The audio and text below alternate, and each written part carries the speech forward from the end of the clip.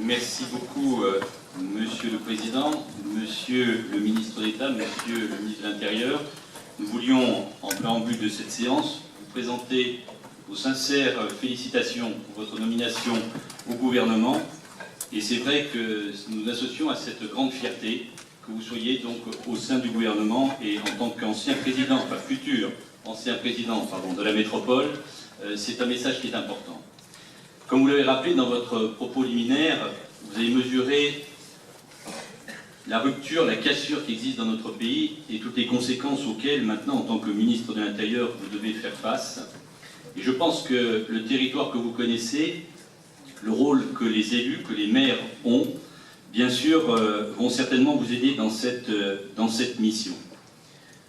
Pour nous, et c'est important, et vous l'avez rappelé, et dans votre propos de préambule, vous avez expliqué notamment, je dirais, la démarche que le gouvernement auquel vous appartenez souhaite œuvrer.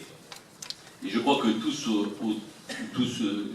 qui sommes réunis ici autour de cet hémicycle, nous souhaitons bien sûr la réussite de la France. Je crois qu'également, il y a un élément qui est important, c'est que l'histoire de France n'a pas commencé il y a 15 jours. Et ça, je crois qu'il faut également l'intégrer. C'est-à-dire que la recomposition de notre pays, les familles de pensée existent toujours et elles sont toujours présentes. Et je pense qu'il faut en tenir compte, notamment dans la gestion de notre pays, et également sur le fait que lorsqu'on est un élu de proximité, un élu municipal, vous l'avez été, vous êtes maintenant président d'une métropole, vous avez une sensibilité qui est particulière.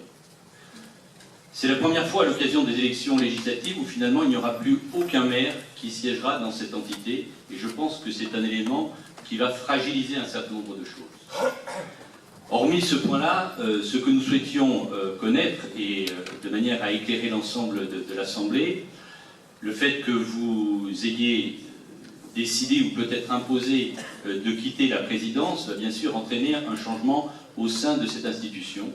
Et il nous intéresserait de savoir quelle est la procédure qui sera adoptée et de manière à ce que l'on puisse avoir une vision de ce qui va se passer dans les semaines qui vont se passer. Vous l'avez indiqué à juste titre, il faut laisser passer les élections législatives, ce qui est tout à fait logique et normal, mais vu l'importance de cette institution, il nous apparaît également nécessaire que vous puissiez nous indiquer quelle marche à suivre sera tenue. Je vous remercie.